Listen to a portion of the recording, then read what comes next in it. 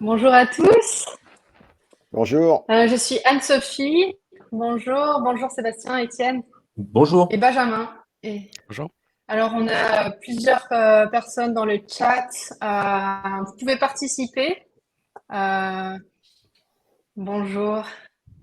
Alors, en fait, c'est la première fois qu'on utilise cette plateforme. Donc, on est super content de commencer. Et puis, on va attendre quelques minutes, peut-être jusqu'à... Alors, pour moi, c'est midi 3 parce que je suis à New York. Et pour vous, c'est 6h03.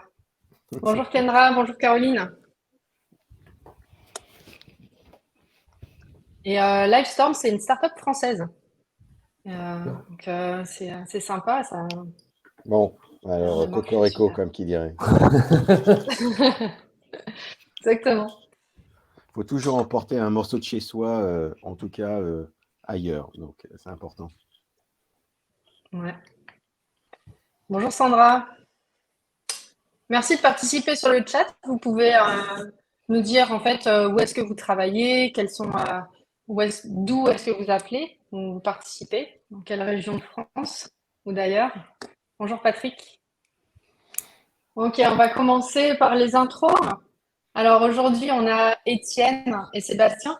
Étienne Bernard a commencé à recruter des acheteurs en 2010. En 2014, il a lancé achatjob.fr, le premier site emploi dédié aux achats en France. Et depuis 2021, Purchase, un cabinet de recrutement exclusivement dédié aux acheteurs.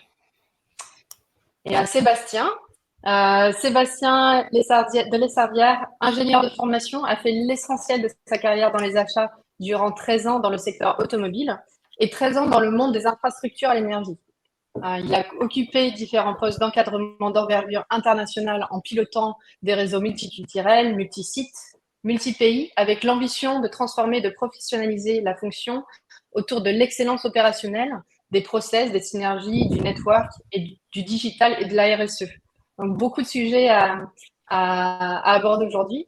Et récemment, il a exercé la direction des achats au sein de Vinci Énergie Europe, puis d'un acteur du B2B, Sonpar France. Moi-même, je suis Anne-Sophie Lebloas. Je suis fondatrice et PDG de Ravacan, qui est une start-up basée aux États-Unis. Mon cofondateur Benjamin, que vous voyez ici aussi, est présent et il animera le chat. Donc à Ravacan, pour vous en dire un petit peu plus, nous développons un software achat de nouvelle génération qui permet aux acheteurs de trouver des fournisseurs en quelques secondes et d'échanger des informations opérationnelles en temps réel. Et moi-même, je suis diplômée du MI Bordeaux.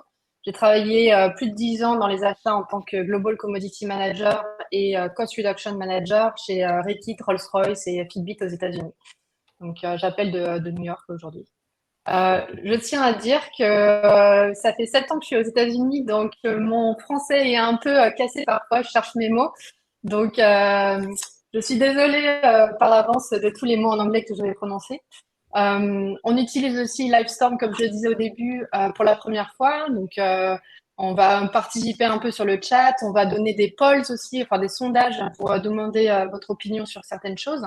Et puis, n'hésitez pas à poser des questions. Vous pouvez aussi voter sur les questions pour qu'elles remontent s'il y a des questions qui sont plus intéressantes que d'autres. Les 15 dernières minutes seront dédiées à des questions-réponses. Donc, on va commencer par le premier sondage avec une question pour savoir, en fait, pour vous connaître un petit peu, à savoir combien d'années d'expérience vous avez dans les achats. Euh, donc, est-ce que vous avez moins de 3 ans, entre 3 et 5 ans, 5 à 10 ans, 10 à 20 ans ou plus de 20 ans d'expérience dans les achats? Donc, normalement, on devrait Je pouvoir l'envoie se... d'ici 2 minutes. 2 secondes, ouais. Donc, pendant que vous voyez le poll et enfin le sondage et vous commencez à répondre, on peut déjà commencer à aborder le sujet du Fireside Chat aujourd'hui, qui est en fait, bon, à vous deux, Étienne et Sébastien, quelle définition donner à une carrière réussie dans les achats? Ouais, Étienne, je te Alors, laisse starter. allez, je commence, c'est parti. Allez, et je rajouterai Euh, derrière. Alors effectivement, une carrière réussie, tout le monde penserait à une dimension très verticale, etc. Moi, je suis pas forcément convaincu par ça parce que la verticalité, c'est pas pour tout le monde d'abord, hein, et surtout, je pense qu'il faut savoir prendre du plaisir dans son métier. La fonction achat, elle est très variée, elle est très large, elle est complexe, elle peut revêtir plusieurs compétences achat. Et donc, la principale recommandation que je pourrais faire, c'est d'identifier un environnement achat qui correspondrait le plus à ce que vous aimez faire. Ça peut paraître un peu basique comme conseil, mais je pense que c'est très important parce que pour l'avoir vécu moi-même en tant que professionnel avant de recruter, je n'ai pas forcément travaillé dans des sociétés dans lesquelles j'étais les mieux épanoui en termes de valeur, de produits, d'organisation, de taille, etc. Voilà à peu près tout ce que je peux vous dire en conseil comme ça, spontané. Voilà. Alors, bah, juste pour rajouter, et puis je tiens encore à remercier évidemment Anne-Sophie pour cette invitation, et puis à vous tous qui êtes en ligne pour pouvoir en fait partager un petit peu de façon la plus ouverte possible, un petit peu, je dirais, l'état de l'art. Et puis, je ne sais pas si on donnera des bons conseils, mais en tout cas, on va essayer durant ce temps-là de pouvoir en fait vous éclairer. Bah, pour moi, une carrière réussie, c'est relativement difficile de répondre, mais simplement, c'est d'avoir aussi des missions qui soient au long de sa carrière, de son parcours, qui soient diverses et qui soient enrichissantes pour vous et qui vous permettent en fait de vous développer personnellement. Je pense que ça, c'est très important et dans différents secteurs. Je pense qu'il y a une question d'ailleurs qui a été déjà posée, mais c'est de pouvoir en fait être aussi dans un épanouissement de différents secteurs. Je pense qu'il faut goûter en fait à ça pour en pouvoir acquérir après en fait un certain savoir-faire et un savoir-être. Et je pense que ça, c'est très important. Et ça, il faut que vous le gardiez en tête tout au long en fait, de votre carrière, si vous restez évidemment dans la fonction achat. Voilà, la verticalité, comme l'a dit Étienne, n'est pas forcément que la seule réponse. Et moi, je pense que de plus en plus, en fait, les soft skills sont de plus en plus importants et prégnantes, et on y reviendra, je pense, par la suite. Dans le sens que plus on monte en hiérarchie, plus en fait il faut acquérir en fait un savoir-faire sur la dimension politique, sur la transversalité, sur comment catalyser les énergies. Je pense que ça aussi, ça c'est des facteurs qui sont importants et que vous devez garder en tête aussi dans l'évolution de votre carrière. Ouais. Alors, en fait, il y a une question, comme Étienne, toi, tu es dans le marché, à l'écoute des entreprises, à l'écoute en fait des acheteurs. Euh, Quels sont les types d'acheteurs que les entreprises cherchent cette année, en 2023? Ok. Alors, en fait, je pense que le Covid a fait des dégâts dans les organisations achats. Il y a une espèce de big quit qui s'est propagé dans le monde entier, avec pas mal d'acheteurs qui font partie de ce mouvement-là. Et donc, on a eu non seulement des équipes achats qui ont quand même morflé, si vous me permettez l'expression, avec des problématiques capacitaires, logistiques, des problèmes de qualité, maintenant l'inflation, etc. Et donc, les directions achats, elles ont besoin de recruter des personnes qui soient opérationnelles sur des commodités en propre. Donc, je dirais le café crème du moment sur la fonction achat, c'est des profils qui vont avoir 3-5 ans d'expérience. C'est vraiment le haut du Pareto. Qui ont suffisamment d'expérience pour gérer certaines commodités en particulier. Et voilà. Alors, sur les commodités vraiment qui sont très tendances, si vous me permettez l'expression, les achats d'énergie, évidemment. Les achats de CAPEX sur l'environnement pharma agro, ça c'est sûr que c'est quand même très recherché également. Et ça, c'est sur les commodités en tant que telles. Après, plus généralement, on a quand même aussi une démarche de professionnalisation de la fonction achat, c'est-à-dire que on essaye, sur des profils un peu plus expérimentés, d'aller rechercher des compétences liées au déploiement fonctionnel, c'est-à-dire en fait la digitalisation, les process procure to pay, etc., qui vont apporter de la valeur dans la démarche stratégique de maturation de la fonction achat dans l'entreprise. C'est pas incompatible avec le premier profil ciblé. Et je pense qu'on est sur une démarche de profil un peu plus expérimenté quand même. Voilà, ça c'est les grandes tendances.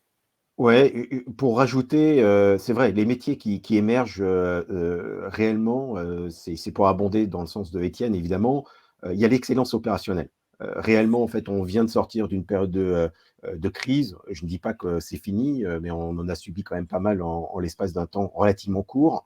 et ce ne sera pas la dernière de toute manière. Mais simplement, c'est que l'excellence opérationnelle est nécessaire pour pouvoir en fait continuer à rationaliser. Les entreprises ont été désorganisées en fait ces derniers temps, et il faut absolument en fait remettre du rationnel sur ce sujet-là. Donc il y a aussi la notion de digital, on en reviendra, Anne-Sophie est l'archétype aussi du monde de la digitalisation, puisqu'on développe de plus en plus de plateformes. Donc la digitalisation fait partie en fait du monde des achats. Il y a des processus de simplification pour pouvoir en fait aller plus rapidement. Donc il y a des métiers aussi de BPO, donc de Business Process Owner, qui se développent aussi dans la fonction achat. Et donc ça c'est à intégrer. Donc ça donne des ouvertures en termes de métiers. Et puis, bon, bah, je pense qu'on l'a déjà nommé, mais c'est bien de le redire, la RSE, ou le CSR en anglais, est un facteur important et qui donne une véritable opportunité en fait, à la fonction achat de se développer en fait, aussi sur ce cadre-là et de donner en fait, une richesse donc à un certain nombre d'acteurs pour pouvoir participer de façon vraiment active au sein de la fonction. Ok. Là, on a déjà les premiers résultats du sondage qu'on a posté avec la moitié à peu près des participants qui ont répondu. Et donc, en fait, avec 50% qui ont en fait moins de 3 ans d'expérience dans les achats et un tiers entre 10 et 20 ans. Donc, toi, en fait, Sébastien, avec la carrière que tu as eue et en fait tous les acheteurs que tu as recrutés, à ton avis, quelles sont les compétences que les acheteurs doivent développer et surtout Oui, au début de leur carrière? oui, alors je dirais que c'est un processus itératif, hein, c'est-à-dire il est permanent, hein, donc concernant l'acquisition en fait, de compétences tout au long en fait, de sa carrière. Moi, ma carrière, j'ai encore de nombreuses années devant moi, donc je vais continuer à apprendre. Et donc ça, c'est important en fait, d'être dans cette logique-là. Pour moi, les deux types, et je pense que je ne vais pas inventer l'eau chaude, hein, mais c'est les hard skills et les soft skills. Moi, je pense qu'elles n'ont pas cessé d'évoluer dans la fonction toutes ces dernières années et elles se sont accélérées depuis 2020. Donc, on subit un véritable darwinisme, je pense, au sein en fait, de la fonction. Et l'acheteur 4.0, il est là. Et il est déjà quasiment en fait, présent parmi en fait, les entreprises. Alors, pour les hard skills, pour en fait, être relativement simple, pour moi, je vais en nommer quelques-unes et qui sont peut-être en dehors en fait, de ce que vous pouvez imaginer. Pour moi, c'est une compréhension des besoins sur la digitalisation. Je pense qu'on l'a déjà dit, on le répète, mais je pense que c'est hyper important sur cette simplification des flux.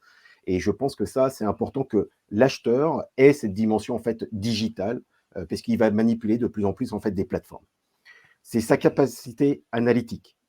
On l'a déjà peut-être vécu ces dernières années avec la montée des compétences sur la stratégie, mais je pense qu'on est de plus en plus dans des entreprises qui sont data-driven. Et donc, ça, c'est hyper important. La market intelligence, ça va être vraiment, on va dire, la puce ou la matière grise en fait, des acheteurs d'aujourd'hui et de demain. Le risk management, que ce soit opérationnel, avec toutes les problématiques que l'on a pu avoir de sécurisation d'un côté, mais il y a aussi tout ce qui est les problématiques juridiques et contractuelles. Je pense qu'aujourd'hui, l'acheteur doit se développer de plus en plus en fait, sur cet aspect légal. Après, sur la négociation, elle est imparable, mais il faut qu'on soit plus dans une négociation équilibrée. On n'est plus dans un marché d'acheteurs, on est dans un marché de vendeurs aujourd'hui. Et donc, on a bien vu ces derniers temps, on a subi, on va dire, des situations difficiles avec nos partenaires pour des questions inflationnistes, des questions en fait de livraison. Et donc, il faut des relations beaucoup plus en fait équilibrées. Et donc là, je pense que l'acheteur n'est plus en position de force. Et il faut trouver en fait d'autres modes de séduction entre guillemets qui permettent en fait d'avoir un dialogue beaucoup plus équilibré. Il faut être aussi, je pense, apporter des solutions. Donc, on est beaucoup plus vu comme business partner au sein de l'entreprise. Et donc, ça, c'est hyper important. Et voire même advisor. Quand je dis advisor, c'est-à-dire qu'on nous demande d'anticiper en fait ce qui va se passer demain. Et je pense que d'ailleurs, les achats, c'est une machine à remonter le temps. C'est-à-dire que si on a une bonne vision du passé, on peut prédire quelque part par ailleurs. Mais je dirais que ça aussi, c'est une notion réellement de modification d'état d'esprit en fait, dans la fonction, ne pas être uniquement dans du réactif. La RSE, on en a parlé. Évidemment, sur les hard skills. Sur les soft skills, elles sont de plus en plus prégnantes pour moi. Je pense qu'il y a un des premiers facteurs, j'en citais quelques-unes, le savoir communiquer. Ça, c'est hyper important. Je pense qu'on n'est pas des communicateurs nés au sein de la fonction achat. Je pense qu'il faut savoir en fait communiquer parce qu'on a une vision interne et une vision externe. Il y a l'aspect collaboratif, parce qu'on travaille de plus en plus en mode projet. Les organisations sont complexes, comme vous le savez. Il y a à gérer le distanciel. Il y a également en fait la notion de cross-fonctionnel, de pouvoir travailler avec les parties prenantes de l'entreprise. Donc, cette intelligence collective, il faut pouvoir en fait être en capacité de pouvoir travailler avec. Et puis, être force de proposition, je pense qu'on en a parlé précédemment. Voilà, donc je dirais, c'est vraiment ces forces-là elles s'équilibrent aujourd'hui et elles sont de plus en plus en fait vues par les recruteurs comme un facteur très important au niveau en fait des soft skills. Voilà, moi je pense que c'est surtout en fait ces aspects qu'il faut essayer d'intégrer. La notion d'intégrité aussi est très importante en fait aussi dans les soft skills de mon point de vue. Voilà. La crise successive nous a mis vraiment sous les feux des projecteurs. Il nous faut des talents, il nous faut en fait des gens très professionnels de plus en plus, et voire même que demain, on va disséminer en fait les talents des achats aussi au sein en fait du reste de l'entreprise. Donc c'est ce que j'appelle la transversalité, et je pense que c'est important de le garder en tête. J'ai une petite question bonus pour toi, si tu pouvais répondre en quelques mots, parce qu'on parle beaucoup d'améliorer la communication. Et qu'est-ce qu'un jeune acheteur peut aujourd'hui faire pour améliorer sa communication? Je dirais que c'est un sujet. Je pense qu'il faut, il faut se challenger, il faut être exposé en fait dans sa fonction. Et puis c'est un long apprentissage. Je pense que, en tout cas moi par expérience, j'ai appris à communiquer au fil je dirais des années. Je me suis fait même appuyer par des professionnels par ailleurs. Et puis on est amené dans les fonctions à pouvoir en fait faire du reporting. Alors, on peut faire le reporting qualitatif en tant que tel, mais il y a aussi le quantitatif. Et donc, ça, c'est très important, en fait, aussi de donner de la visibilité, parce que les personnes dans l'entreprise ne comprennent pas systématiquement ce que l'on fait, ou la fonction en tant que telle. Donc, je pense que c'est quelque chose, c'est un long chemin, je dirais, de padawan, de pouvoir, en fait, être en phase d'apprentissage au fur et à mesure du temps. Mais la communication est un facteur important, et dans une certaine pédagogie. Il faut avoir une pédagogie d'explicative vis-à-vis en Ouais. fait de l'interne, mais aussi vis-à-vis de l'externe, parce qu'on a un enjeu réputationnel, on est une véritable interface vis-à-vis de l'extérieur. Ouais. Ouais, je vois, moi, dans mes différents postes, le fait de bien comprendre sa commodité, sa catégorie de produits, bien connaître son sujet aussi, il permet en fait de prendre confiance et ensuite de mieux Bien sûr. l'expliquer aux partenaires. Bien sûr, de prendre de l'épaisseur aussi sur évidemment la compétence en fait technique en tant que telle et de maîtriser ces Mm. sujets est importante. Mais cela ne suffit pas. Il faut Ouais. aussi savoir le dire, d'autant plus que savoir bien communiquer, c'est aussi savoir en fait ce que l'on veut dire en termes de message. Étienne? Je me permets un commentaire sur la thématique de la relation avec certains directeurs achats n'aiment pas dire ça, les clients internes ou les prescripteurs, mais l'idée, c'est que toutes les entreprises n'ont pas forcément la même maturité achat en fonction du secteur, etc. Et je rencontre beaucoup de candidats qui sont dans des entreprises peut-être moins matures dans les achats et qui n'arrivent pas justement à faire reconnaître la fonction achat auprès de leurs clients internes. Et ce que je trouve très intéressant, justement, c'est les évolutions, les passages entre des personnes qui proviendraient d'un environnement plus mature dans les achats, qui Exact. devraient faire un effort pour arriver à convaincre en fait le prescripteur qui faisait saisir les commandes par les acheteurs jusqu'à présent pour exagérer un petit peu. Et donc justement, tout cela, ça passe aussi par, pour moi, il y a un point qui est très important pour un professionnel en général, et en particulier un acheteur, c'est la thématique de la curiosité et de la capacité à digérer finalement ces sujets, ces commodités, surtout dans les environnements achats directs où les gens ne sont pas tous ingénieurs et vont devoir discuter sur des pièces sur plan, sur des composants électroniques, etc., auprès d'ingénieurs de profil dans le développement et la qualité. Et souvent, j'entendais, moi-même, quand j'étais avant dans l'entreprise, des critiques émises à l'égard des acheteurs qui étaient supposés ne pas connaître leurs produits et qui étaient un peu considérés comme des acheteurs PowerPoint.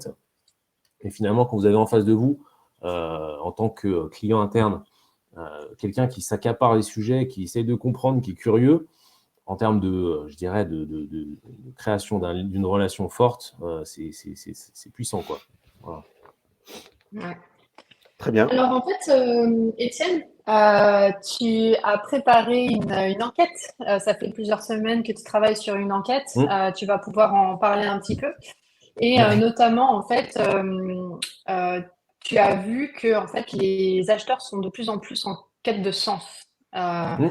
Savoir que en fait, leur métier a un sens et leur mission a un sens. Mais la grande question, c'est est-ce que les entreprises sont prêtes à donner du sens aux acheteurs?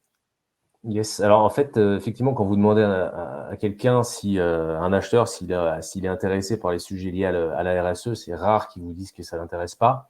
Et derrière, en revanche, quand vous le mettez au pied du mur, quand vous lui demandez au confessionnal si la thématique RSE est prédominante sur des sujets importants en gestion de carrière, sur le salaire par exemple, oui, la RSE figure en tête de liste des leviers de motivation des candidats à hauteur de 24%.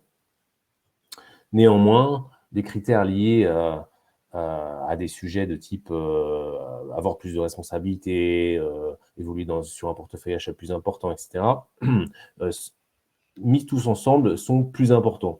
Ce que ça veut dire, c'est que globalement, quand même, par rapport à quelques années en amont, il y a une bonne dizaine d'années, je pense quand même que la RSE est devenue le sujet en tant que tel qui est le plus important dans la tête de tous. Moi, ce qui m'inquiète un peu plus, sincèrement, c'est de voir que quand je discute avec des clients, finalement, la thématique RSE, elle est négligée, quoi. C'est-à-dire, en fait, on va parler des compétences du candidat, on va parler de plein de choses, finalement, et la mise en place d'une démarche RSE, elle est secondaire, peut-être aussi, c'est vrai, parce que dans les clients que j'adresse, on n'a pas énormément de grosses sociétés du CAC 40.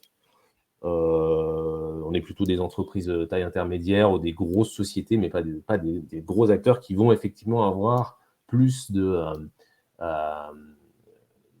qui vont accorder plus d'importance à la thématique de la RSE pour des problématiques de rapport extra-financier, par exemple. Ouais, absolument.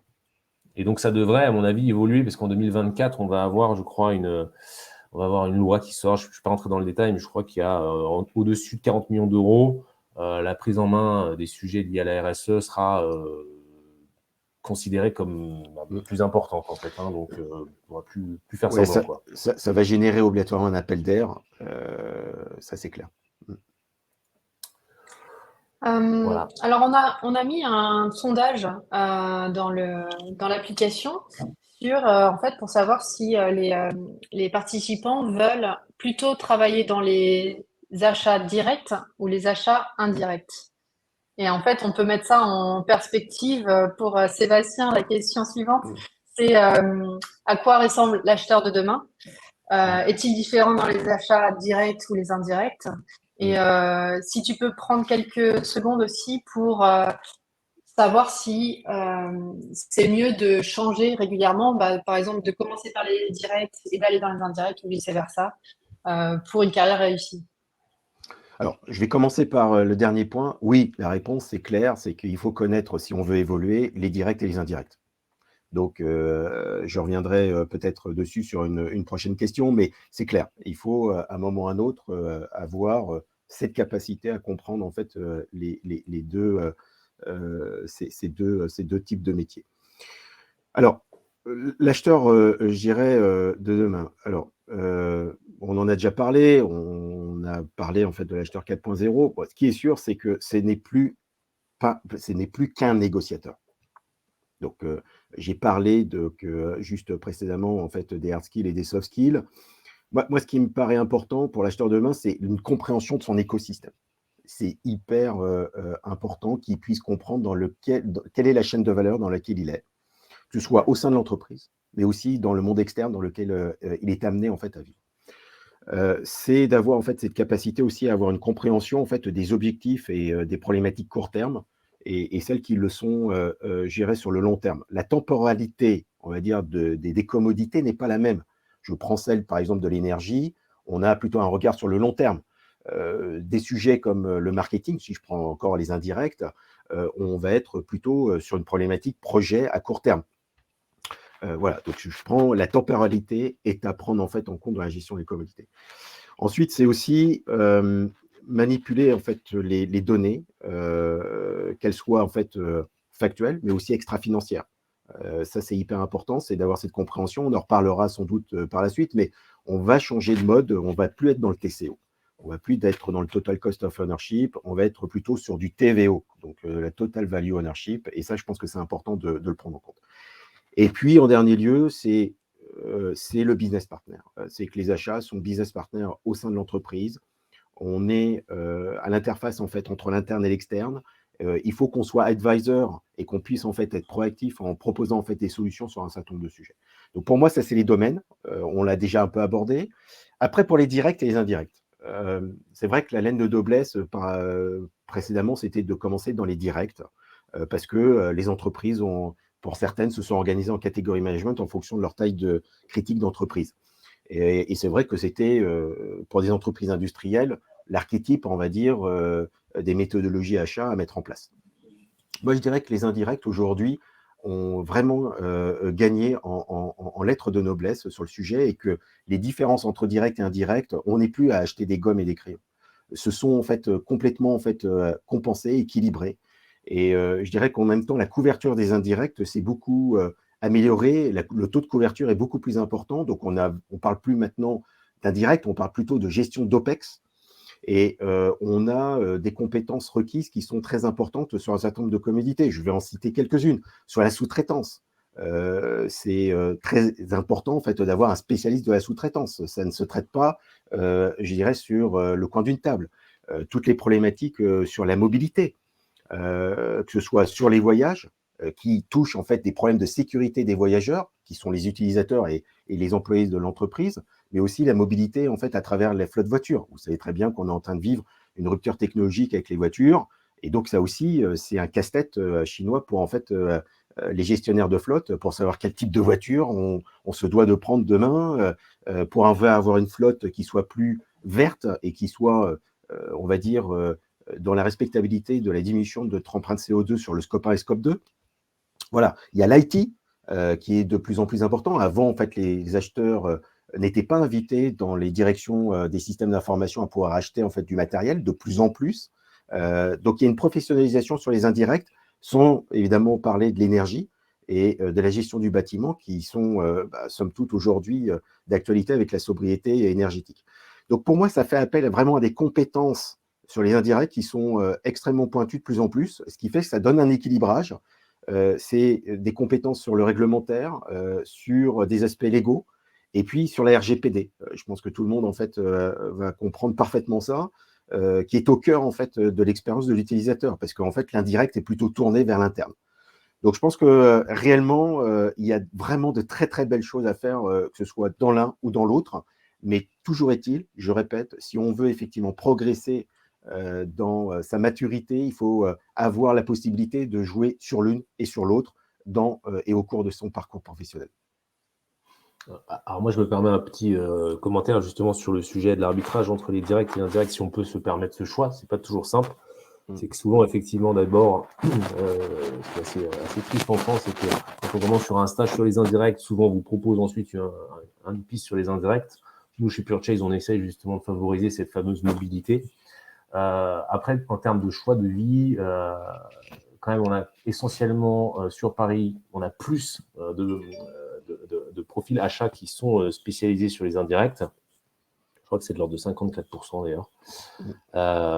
Et donc derrière, en termes de choix de carrière, aussi, le fait de travailler sur des commodités directes, potentiellement peut vous amener plus facilement à envisager une carrière en France, en province. Voilà, je sais qu'il y a quand même une tendance de fond, 88% des cadres en France, en Île-de-France, annoncent souhaiter quitter Paris dans les 3 prochaines années.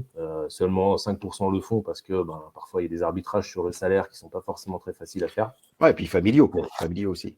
Aussi, voilà, entre autres. Et donc, finalement, la possibilité de faire le choix, à choisir sur les directs, par exemple, vous permettrait potentiellement d'envisager plus facilement une carrière en province. Oui, parce qu'il y a une territorialité industrielle qui existe en dehors de l'Île-de-France. Voilà, il y a des sièges sociaux plus nombreux sur Paris, donc les sièges sociaux, ça suppose aussi un certain nombre profils liés aux achats d'IT, aux indirects en général. Et après, effectivement, ce qu'on constate également, c'est que les carrières les plus verticales peuvent souvent se faire aussi sur la maîtrise des deux commodités et à Paris. Voilà, parce que on a forcément plus d'enjeux, plus de mobilité. On a des cycles qui sont plus courts en Île-de-France avec des gens qui restent 3 ans sur le poste, alors qu'en province, on peut avoir 5 ans, 6 ans. Et donc, ça se traduit sur une dynamique générale du marché de l'emploi qui est quand même beaucoup plus dynamique sur Paris, c'est évident. Voilà.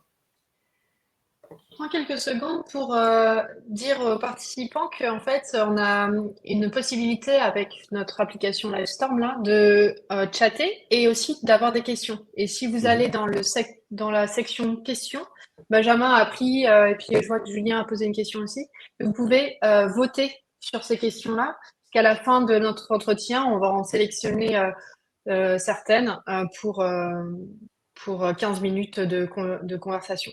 Donc, n'hésitez pas à les regarder et à poser vos questions dans cette section-là.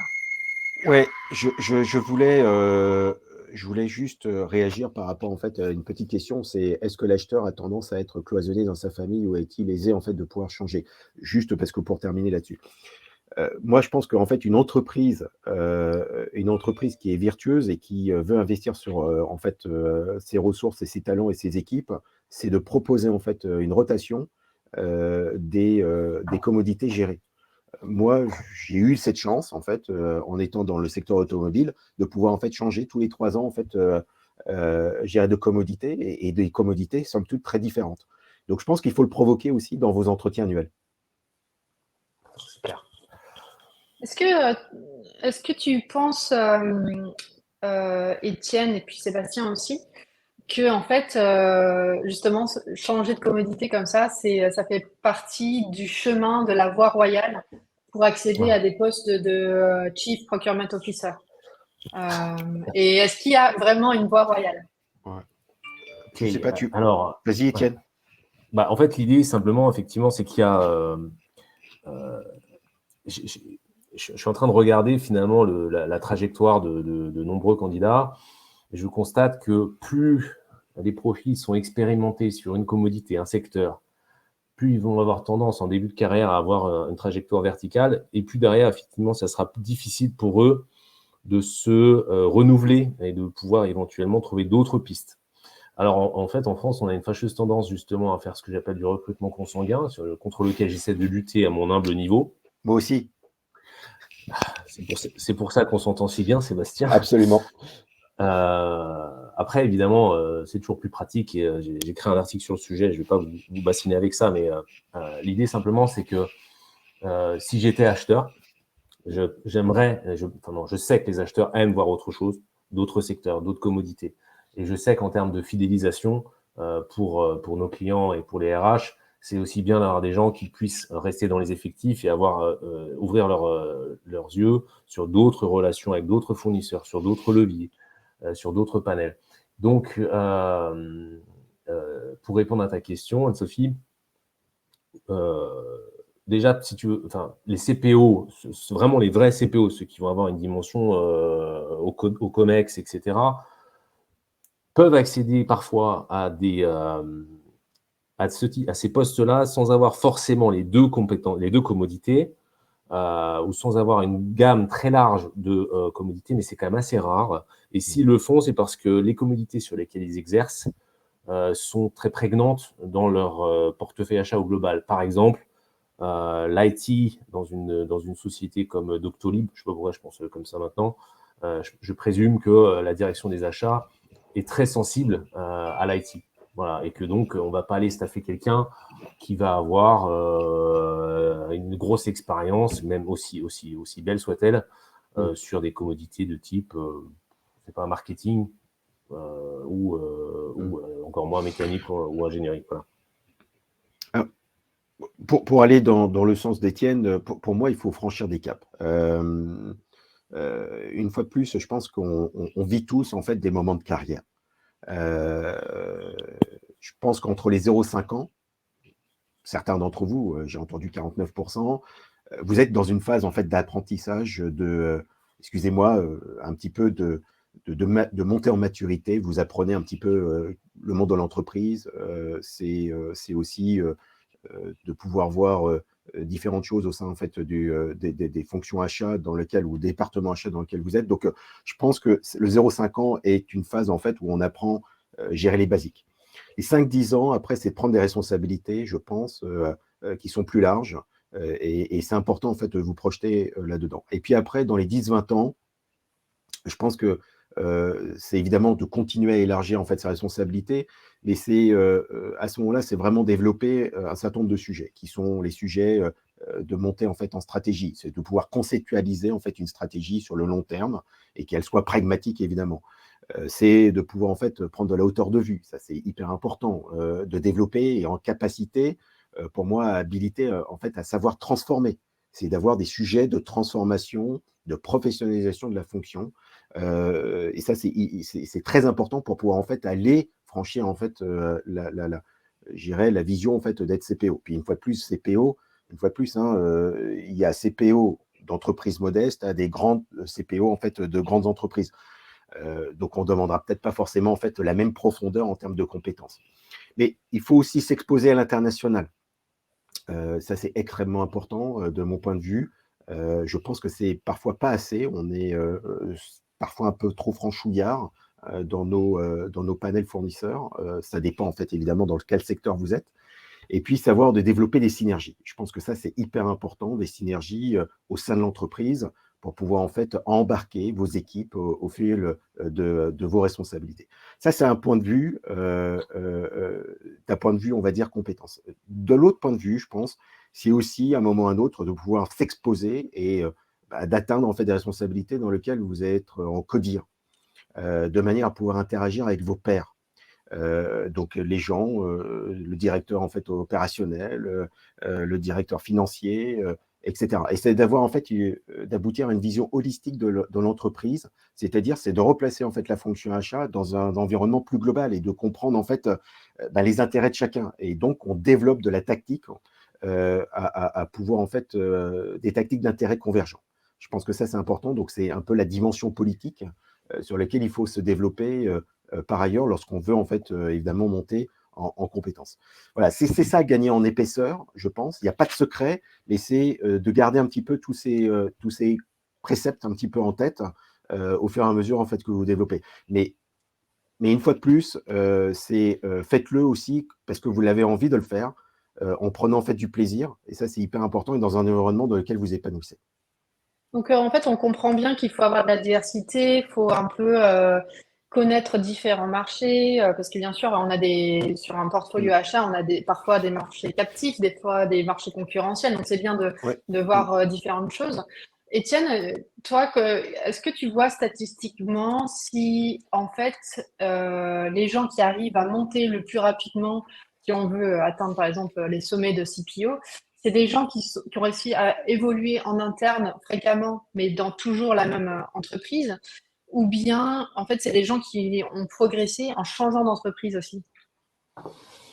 Avant qu'Étienne réponde, moi je suis l'archétype, j'ai changé 6 fois d'entreprise en 25 ans de carrière. Mais alors, c'est drôle parce que Sébastien, précisément, regardons ton parcours. Je l'ai pas en tête, mais je l'ai en tête, mais je vais essayer de résumer ce dont je me rappelle. En effet, dans les directions des achats sur des beaux postes, ils aiment beaucoup les profils issus de secteurs matures comme l'automobile. C'est un peu cliché, mais c'est tellement vrai. C'est ce que tu as fait en début de parcours. Les ingénieurs ont statistiquement plus de chances de devenir encadrants que les bac plus 5 et eux-mêmes que les bac plus 2-3. C'est comme ça, j'y peux rien, c'est factuel. Sur notre base de données de candidats, c'est comme ça. Faut-il changer de boîte pour avoir une carrière verticale? Je pense quand même que oui, parce que autant il y a cela 10-15 ans, il y avait une certaine prime à la fidélité. Les RH un peu à l'ancienne aimaient la boîte à papa, si vous me permettez l'expression. Et finalement, maintenant, on aime beaucoup les gens qui ont 5 ans, 7 ans dans la même boutique en ayant 2 cycles de 3 ans, pour simplifier. Évidemment, il y a des cas à part. Et néanmoins, malgré l'acquisition d'une culture achat différente en fonction de différents secteurs, je constate que les carrières les plus verticales vers des postes de CPO se font dans le même secteur. Donc, on va aller faire des prises de guerre, on va prendre des gens qui sont du secteur. J'ai des anecdotes personnelles, des trajectoires de certains candidats qui se retrouvent à des beaux postes parce que justement, ils sont restés dans le même secteur et qui se retrouvent d'ailleurs, passé la quarantaine, dans une situation de difficulté parce que ils sont peut-être grassement payés, mais ils sont dans une situation d'ennui finalement. L'ennui de se retrouver toujours avec le même secteur, quoi. Voilà. Ok, absolument. Et il y a un autre sujet qui est, je trouve, très intéressant.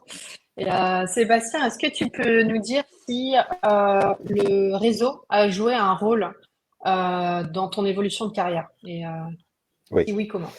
Oui, tout à fait. Pour moi, c'est un facteur clé. Alors, je vous avoue que quand j'ai commencé à travailler, c'était pas ma préoccupation. J'étais dans un tunnel. Parce qu'on est dans la tête dans le guidon et on avance et je dirais que je dirais tout est du possible, entre guillemets, le domaine du possible. Mais je pense que, voilà, moi, je vous invite, dès, en fait, votre arrivée dans le monde professionnel et au cours de vos développements, réellement de savoir travailler votre réseau. Moi d'ailleurs, c'est une anecdote, et réfléchissez par rapport, en fait, à ça. Il y a 3 cercles, sur lesquels, en fait, on se doit de coexister dans sa vie. Il y a le cercle familial, il y a le cercle social et le cercle professionnel. Et moi, je vous invite à faire vraiment votre petite projection vous-même en disant, OK, sur ces 3 cercles-là, est-ce que tout est équilibré? Et vous verrez qu'il y a toujours, en fait, un qui est plus fort que l'autre au détriment de l'un ou de l'autre. Donc, pour imager, c'est-à-dire que quand vous avez décidé d'avoir un équilibre dans votre vie professionnelle et d'être plus sur le social, c'est au détriment de votre vie professionnelle. Ou de votre vie peut-être familiale par ailleurs en tant que telle. Donc il faut garder ça en tête. Moi je vous invite réellement à toujours garder cette histoire en fait de cercle pour pouvoir garder un certain équilibre en tant que tel. Voilà. Pour moi le réseau professionnel a été une réelle opportunité de faire des super rencontres. La preuve en est, j'aurais pas eu l'opportunité de rencontrer Anne-Sophie et Étienne sans en fait être dans une posture en fait de réseau. Pour moi, le réseau, c'est aussi une générosité, c'est d'aller vers l'autre. Donc ça, c'est très important de mon point de vue. Et moi, je vous invite, dans la mesure du possible, c'est de participer à des réseaux professionnels à travers des associations. Il y en a de régionales, il y en a de nationales, j'en connais. Je ne vais pas faire la pub par ailleurs, parce qu'on n'est pas là pour ça. Mais il en demeure pas moins, c'est inscrivez-vous et ça vous permet en fait de sortir de votre microcosme et de vous ouvrir en fait à d'autres d'ouvrir des chakras et d'ouvrir en fait vers d'autres opportunités. Et puis, gardez en tête qu'il faut le faire avec humilité, toujours. Ça, c'est important, d'aller à l'encontre des autres, de raconter son histoire, d'écouter, de savoir ce qui se passe ailleurs, parce qu'on sait toujours ce que l'on quitte, mais on ne sait jamais ce qu'on gagne. Hein, donc, gardez ça. L'herbe n'est pas forcément plus grasse aussi par ailleurs. Mais il faut aller dans la mobilité, il faut oser. Mais par contre, plus vous montrez en hiérarchie dans vos postes et de responsabilités, moins vous trouverez en fait dans les petites annonces. Et donc, ça se fait par réseau. Et donc, c'est hyper important en fait de garder en fait ça à l'esprit tout au long en fait de votre profil et carrière professionnelle. Alors, justement, en parlant de petites annonces et de réseau, je me permets un petit commentaire sur l'évolution de l'approche des cabinets de recrutement auprès des profils. J'ai commencé à recruter en 2010 et à l'époque, j'avais quand même quelques anciens qui envoyaient des fax aux clients. Ça peut paraître pour les jeunes diplômés incroyable, mais plus que c'est vrai. Voilà, on a envoyé des fax à l'époque et puis maintenant, désormais, vous faites harceler, vous, candidats, 3-4 fois par semaine. Pardon, par LinkedIn qui a le monopole sur les réseaux sociaux professionnels, en Europe du moins. Et je pense que justement, ce réseautage qu'on pouvait faire à l'époque avec du bouche à oreille, de la présence physique, etc., je pense qu'on va être obligé de revenir à cette logique-là parce que finalement, toute l'automatisation des processus, aussi dans les recrutements, on peut écrire à 25 personnes one-shot Ils ont l'impression qu'on écrit que à eux, mais en réalité, vous écrivez à 25 personnes le même message. C'est comme ça, hélas. Je pense que ça a ses limites et que justement, c'est la raison pour laquelle je réseaute aussi beaucoup dans les réseaux professionnels liés aux achats, que je ne citerai pas non plus, mais qui sont les mêmes que Sébastien. Vous pouvez les citer, hein, parce que là, je pense qu'il y a des gens aussi qui sont en quête d'informations, savoir Bon, c'est quoi les bons plans. en fait, N'hésitez pas à partager. Hein. en fait, en réalité, il y en a deux qui se tirent la bourre. D'ailleurs, je parle avec les uns et les autres avec beaucoup de sympathie. Et d'ailleurs, je pense que c'est pas exactement la même promesse. Il y a naturellement le Conseil national des achats qui est très bien parce qu'ils sont dans une logique très bienveillante sur toutes les sphères de la hiérarchie des achats. Et puis, il y a l'ADRA, évidemment, l'association des directeurs responsables des achats, menée par Sylvie Noël, qui a une coloration un peu plus hype. Ça n'empêche pas qu'au sein du CNA, il y ait une organisation dédiée au président, au directeur des achats, qui s'appelle le Club des directeurs des achats, si je ne m'abuse. Je connais. Voilà. Et je trouve que l'organisation du CNA, sur les quelques colloques auxquels j'ai pu participer, a une démarche peut-être un peu plus accessible. Voilà. Tu peux partager surtout, dans le chat les sites internet. Pour abonder, c'est en plus, il y a un véritable mix, dans le sens que les gens se mélangent et qu'il n'y a pas de caste. Ah ouais. Et donc, rapprochez-vous, si vous le souhaitez, il y a des comités régionaux, enfin, c'est régionalisé, donc si vous le souhaitez, vous pouvez être aussi impliqué dans des événements, y participer, il n'y a aucun souci. Mais voilà, moi je trouve qu'il n'y a pas de caste, il n'y a pas de hiérarchie, en fait, au sein du CNA, en tout cas. Voilà. Ce que j'apprécie chez le CNA, c'est la démarche régionale. Et justement, dès que le CNA organise un apéro, j'y vais. Voilà, pour boire des bières avec vous, entre autres. Alors, je mets les liens dans le chat. Je mets les liens vers les deux associations. Comme ça, en fait, on va y aller. Moi, je conseille aussi de participer, de networker. D'ailleurs, en fait, chacun d'entre nous, on est disponible sur LinkedIn si vous voulez. On va mettre aussi nos profils LinkedIn pour que vous puissiez nous contacter, nous poser des questions si vous avez besoin. Le réseau, c'est important pour aussi, voilà, trouver des mentors, trouver des personnes qui ont d'autres perspectives, qui ont vécu des expériences et qui ont travaillé dans certaines entreprises qui nous intéressent, par exemple, pour leur demander. On peut pas évoluer tout seul, de toute manière. Il faut toujours s'entourer des bonnes personnes qui peuvent nous épauler et puis nous aider. Donc, au sein de sa carrière, c'est vraiment important Je rebondis sur le petit chat de Marine. Je pense que là aussi, il faut se rapprocher justement dans le cadre de réseaux, c'est de se rapprocher en fait d'entités comme le CNA ou l'ADRA pour pouvoir en fait régionalement connaître les acteurs. Parce que tu seras amené de toute manière à rencontrer sans doute des dirigeants dans ce cadre-là et qui pourront peut-être aussi t'ouvrir vers de nouvelles opportunités. Je ne sais pas si c'est le cas déjà que tu l'as fait, Marine, mais voilà, moi je pense que c'est le premier conseil. Après, on n'a pas la baguette magique de tout trouver dans le 13, hein, mais je pense qu'il y a aussi une recherche et une investigation personnelle. Puis sur Internet, enfin, LinkedIn, c'est aussi super. Moi, j'aide régulièrement des jeunes acheteurs en répondant à leurs questions, en leur mettant en contact. Je crois qu'il y a quelqu'un qui parlait un peu de demander par rapport aux États-Unis. Aux États-Unis, la plupart du temps, les gens ils font des écoles de business, des business schools, pas forcément pour en fait ce qu'ils apprennent en business school, mais pour le réseau. Le Parce que network. en fait, la réalité, c'est que en fait, quand quelqu'un est embauché, il vient avec son réseau et ses contacts. Et en fait, il peut construire en fait une équipe rien qu'avec ses contacts. Et c'est comme ça que les entreprises fonctionnent. Donc aussi, prenez contact avec votre école, vos réseaux d'alumni, pour contacter en fait des gens de votre réseau. Hein. Faut pas. Alors, il y a par le monde, il y a dans chaque pays aujourd'hui une association des achats. Je ne les connais pas toutes, mais il y a la Fédération internationale des achats qui est basée à Helsinki. et qui fait des liens avec toutes les entités nationales. Donc, il doit y en avoir une aux États-Unis, j'en suis sûr, et même pas qu'une, hein, je suppose.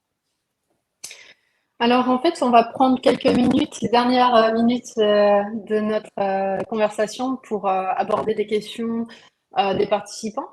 Alors il y avait une question, est-ce que l'acheteur a tendance à être cloisonné dans sa famille ou est-il aisé de pouvoir changer? Donc en gros, est-ce que la réalité fait que c'est Des- facile de changer Est-ce que la réalité dépasse la fiction? Non, mais c'est ce que j'ai dit tout à l'heure. Je pense que aussi, vous avez des entretiens annuels avec vos managers. Moi, je pense que c'est important de dire qu'à un moment ou à un autre, vous avez fait le tour et que vous souhaitez en fait voir autre chose.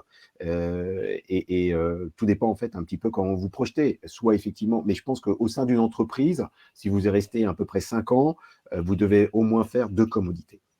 Ça me paraît nécessaire. Déjà, ça permet en fait de créer de la mouvance dans la commodité parce qu'il y a des habitudes qui se font. En tout cas, dans la partie industrielle, c'est comme ça que ça a été toujours fait, de manière à pas créer en fait des états, on va dire statiques et mobiles. Donc, il faut qu'il y ait une certaine rotation. Voilà. Donc, et après, dans les indirects, je pense que c'est la même chose. Il faut provoquer l'opportunité, sa curiosité. Après, je ne sais pas, je sais qu'en tant que manager, c'est vachement plus simple de laisser un collaborateur à sa place parce que s'il fait bien son boulot, c'est vachement plus aisé. Et on ne se pose pas la question de dire, bah ouais, il change, donc il faut que je forme quelqu'un d'autre. Mais je pense que justement, il n'y a pas suffisamment dans les entreprises comment dire, une prise en compte en fait du développement des talents de façon suffisante. Voilà. Et moi, je pense que les succession plans, donc les plans de succession, j'irais au sein en fait des fonctions achats, me paraissent des fois très maigres. Moi, je sais que par ailleurs, je prends régulièrement des étudiants en fait en fin de cycle pour pouvoir en fait les prendre en stage et qui peuvent devenir à ce moment-là potentiellement en fait un CDI, et j'en ai recruté en fait dans ce cadre-là. Et ce qui permet en fait de créer obligatoirement en fait un niveau de remplacement qui s'opère, parce qu'on a toujours une volatilité, il y a des gens qui partent et puis il y a des gens qui évoluent, et il faut faire en fait évoluer. Surtout en fait la génération des 25-30 ans aujourd'hui, dont vous faites partie pour la plupart, c'est vous êtes curieux et donc vous avez envie de faire autre chose, quoi. Puis on n'est jamais à l'abri d'avoir un acheteur dans son équipe qui gagne au loto, hein, je veux dire les Absolument. choses. Et du coup, de se retrouver avec un acheteur spécialisé ou une acheteuse spécialisée sur une commodité et puis finalement qui n'aurait pas abordé autre chose, ça, c'est pas simple. Alors que s'il a travaillé sur cette commodité dans le passé, s'il peut dépanner le temps de trouver une solution, etc., il y a aussi toute la question de l'historique. Il connaît les historiques avec les fournisseurs, etc. Donc c'est quand même peut-être utile. Et Autre question qui est une autre question qui est intéressante sur en fait la dimension petites entreprises versus plus grande organisation. Par quoi commencer? Est-ce que c'est mieux de commencer par une grosse boîte et après partir dans une plus petite ou l'inverse? Il n'y a pas d'école.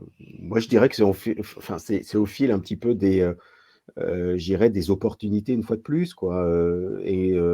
Je pense qu'on doit apprendre, en fait, et on apprend, en fait, de chacune de ces expériences.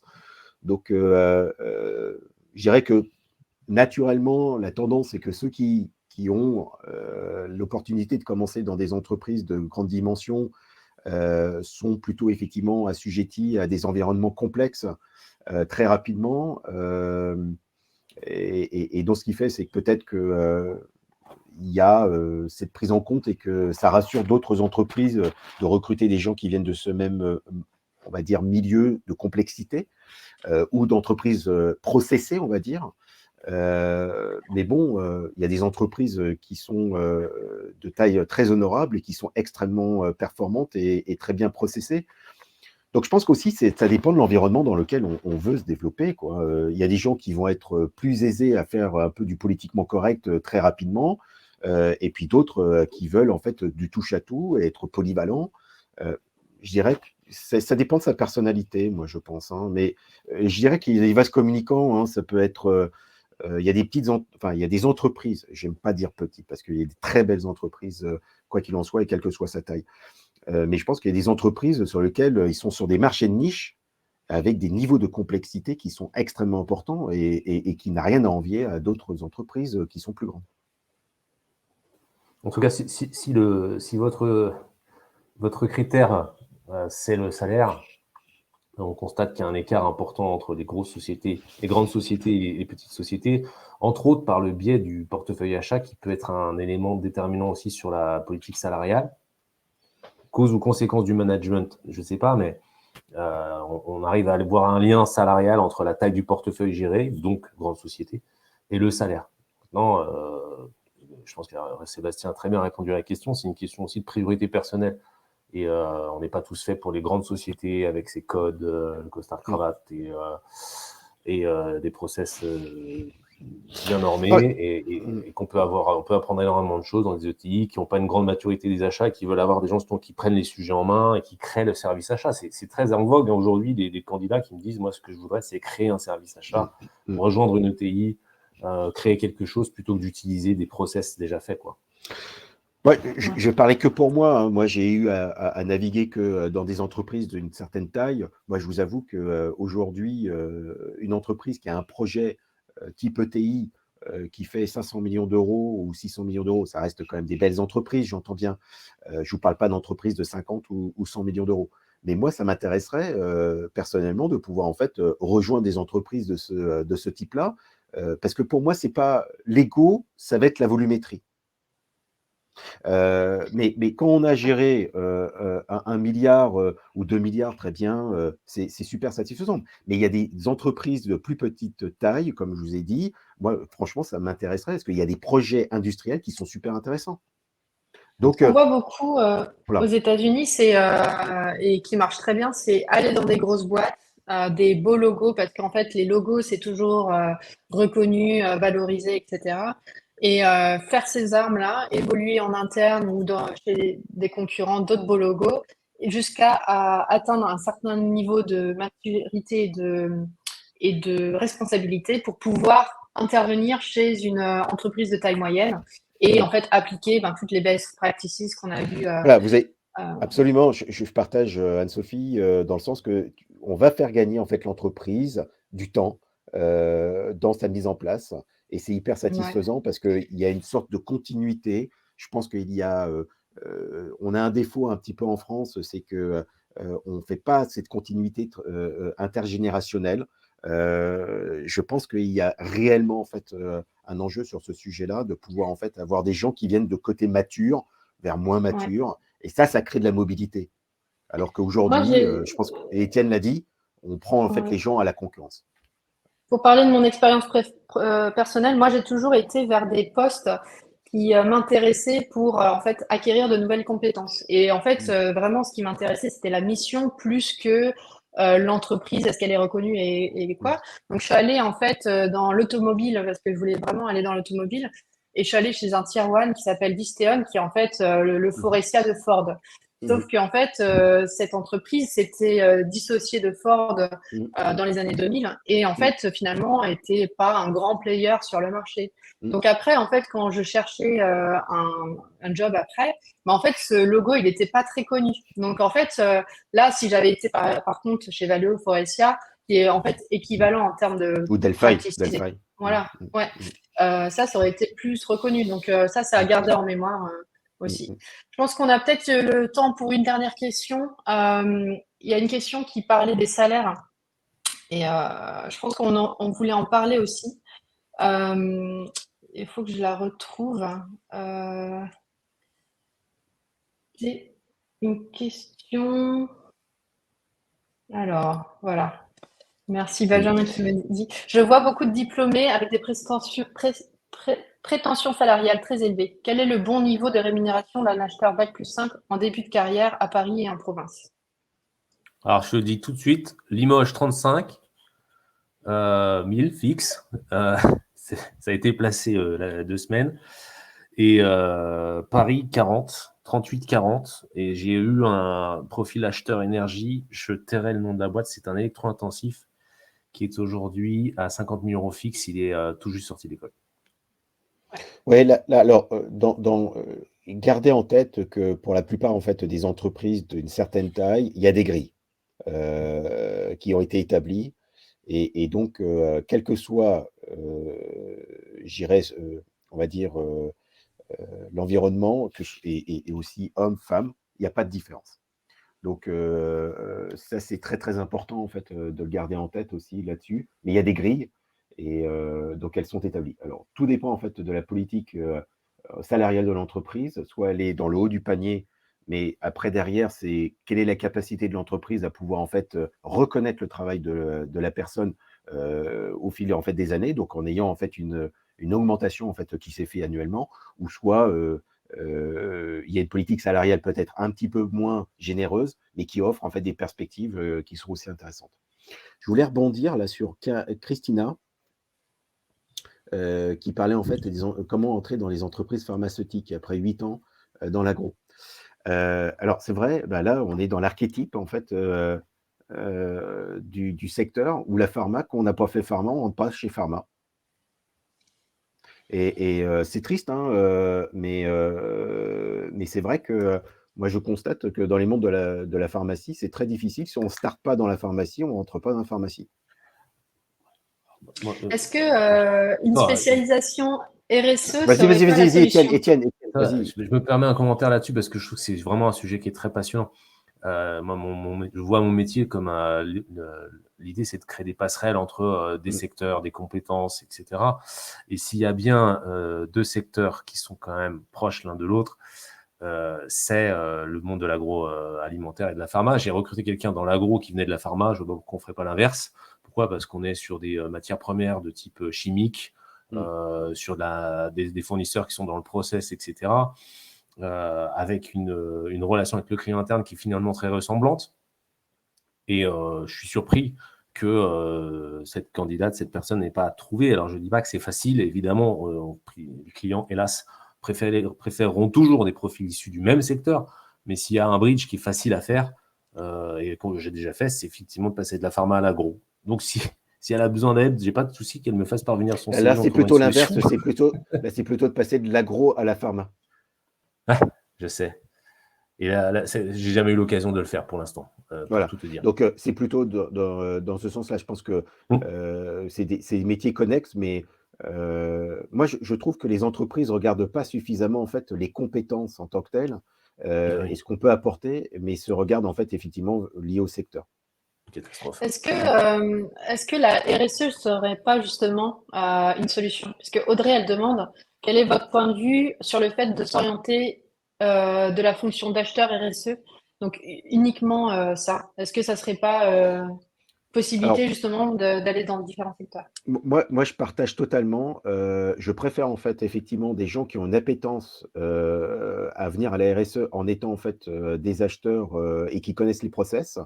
Je pense qu'aujourd'hui, dans la RSE, on subit un tout petit peu une sorte de kidnapping, excusez-moi l'expression, par en fait, des fonctions environnement, ou ouais, environnement ou éthique et compliance, ceux qui sont en dehors et qui sont gérés, donc en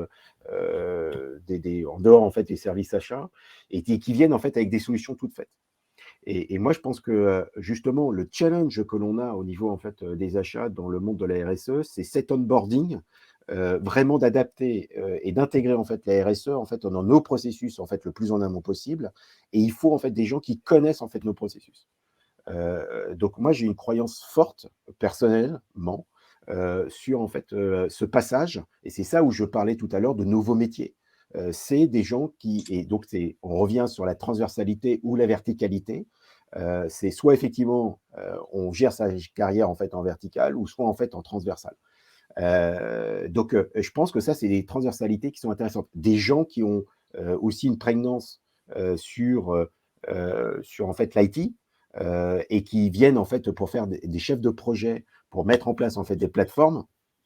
Il faut qu'ils connaissent les processus achats. C'est pas des gens de la DSI qui doivent en fait faire le métier achat. Il faut que ce soit applicatif. J'entends beaucoup de candidats se prononcer en faveur justement de l'application de la RSE. Alors, pas forcément dans les arbitrages, dans les critères de levier de motivation pour changer de poste, mais plus dans leurs valeurs. Et franchement, tout le monde en parle de la RSE. On va au CNA, tout le monde en parle. C'est un sujet qui est hyper récurrent. Ce qui m'inquiète un peu, justement, c'est d'entendre beaucoup de candidats se projeter parce que ça a un sens. Objectivement, ça a un sens. Moi-même, à l'époque, je me disais, mais ça serait bien de créer un cabinet qui soit dédié à la RSE. Mais en pratique, je n'avais pas forcément d'expérience en la matière. C'est pour ça que j'ai choisi les achats. Ce qui m'inquiète le plus, c'est de ne pas avoir forcément beaucoup de débouchés dans l'immédiat. Bien qu'on arrive sur cette espèce de date limite, la date butoir de 2024, où finalement, pour même les petites entreprises, il puisse y avoir un certain nombre de chantiers monumentaux, d'ailleurs, dans le scope 1, scope 2, scope 3. Je me dis qu'aujourd'hui, j'ai quand même la sensation qu'entre les souhaits des candidats et le vrai marché, il y a encore un écart et qu'on soit encore un peu trop tôt là-dedans. Mais en revanche, on va avoir un transfert des grands groupes vers les ETI, les PME, sur la thématique de la RSE, c'est certain. Bon, on atteint en fait la fin de notre intervention. Merci beaucoup de votre participation. Et, j'espère que tout le monde a aimé, qu'on a répondu à vos questions aussi. Faut savoir que cette intervention, elle est enregistrée, donc les participants pourront y accéder après et accéder aussi au profil LinkedIn d'Étienne et Sébastien. Et le mien aussi. N'hésitez pas à nous contacter si vous avez en fait d'autres questions, des commentaires, vous avez aimé, vous n'avez pas aimé, dites-nous. C'est intéressant. Et Sébastien, tu voulais dire quelque chose? Non, je voulais peut-être nous laisser l'opportunité à Étienne, à moi, peut-être de juste donner quelques mots de conclusion, parce que une fois de Bien sûr. plus, c'est qu'un éclairage. Étienne, est-ce que tu veux peut-être dans des conseils, peut-être Yes. Est-ce que tu as quelques conseils? Moi, je donnerai quelques conseils après, qui sera peut-être un résumé. Moi, je reçois beaucoup de candidatures qui ne sont pas forcément celles que mes clients souhaiteraient recevoir. Alors, j'essaie toujours d'être le plus créatif possible. Je ne considère pas mon métier comme un métier de boucher ou de pousseur de viande. J'estime qu'il faut essayer de trouver des solutions pour les candidats. En revanche, je dirais pour avoir moi-même été candidat, le meilleur conseil que je puisse vous donner, c'est d'essayer de réfléchir quand vous avez effectivement une candidature dans un groupe, d'essayer de réfléchir à la pertinence de votre profil par rapport à la recherche, vous mettre à la place du RH, et je ne parle pas du chasseur de tête que je suis, je parle aussi de la RH, parce que vous risquez de vous épuiser à postuler à des annonces qui n'ont rien à voir avec votre profil, et en travaillant sur vos compétences, la typologie de secteur dans lequel vous êtes intervenu, sur vos commodités achats traités, etc. Et si vous raisonnez sur une thématique de cohérence entre votre passé et votre futur, je pense que vous serez certainement amené à postuler à des postes moins nombreux et peut-être plus pertinents, et à moins pâtir finalement de ce que les candidats appellent le ghosting, c'est-à-dire des gens qui ne reviennent pas vers vous, etc. J'ai moi-même été candidat, et à un moment, moi, ce que je préconise, c'est pas de balancer son CV n'importe où, c'est effectivement d'avoir une approche un peu plus fine, pourquoi pas par réseau, pour trouver les bons postes. Voilà. Alors, moi je vous invite réellement à vivre vos expériences, qu'elles soient bonnes ou mauvaises. Vivez aussi des mauvaises expériences. Vous en sortirez grandi. Ça va vous renforcer. Je pense que c'est important aussi de l'avoir en fait tout au long de son parcours. Et oser de changer d'environnement. N'attendez pas. Je pense qu'à un moment ou à un autre, c'est dans le changement aussi que ça permet de se rechallenger. Je pense que c'est important. Je pense qu'on vit un métier qui est fantastique, réellement. Moi-même, je vous avoue, j'apprends encore tous les jours, et j'ai jamais cessé en fait d'apprendre. Donc, je pense qu'il faut avoir cette curiosité, et ça, c'est important. Donc, réellement, c'est un métier qui est en pleine mutation. Il faut être curieux, réseauter, penser vraiment à vos soft skills, ça c'est important, et puis savoir saisir les opportunités quand elles se présentent en tant que développement personnel. Moi, c'est les seuls conseils que je peux vous donner, et en tout cas, je serais très heureux pour certains d'entre vous, si vous souhaitez en tout cas continuer à converser, on sera très ouvert, enfin moi je suis très ouvert à pouvoir le faire. Yes. Ouais, et partagez aussi les sujets qui vous intéressent. On pourrait organiser dans quelques mois une autre conversation sur un autre sujet, peut-être. Avec grand plaisir, parce que c'est vraiment un moment de détente, Ouais. un moment de partage, et ça, c'est hyper important. Ouais, Et c'est un sujet merci tellement Anne-Sophie passionnant, pour les l'avoir achats. organisé. Hein. Yes, Ouais, Étienne avec aussi. et bravo. plaisir. Et Étienne aussi. Merci à vous et bonne fin de journée. Ouais, et à très très bientôt à tous, en tout cas. Au revoir. Bonne soirée, bonne journée en fonction de votre Voilà, moi j'ai pas de localisation. jet Bye lag. bye. Salut Allez, au Anne-Sophie, revoir. Bye merci bye. Étienne. Ciao, Bye ciao. bye, à très Bye. vite.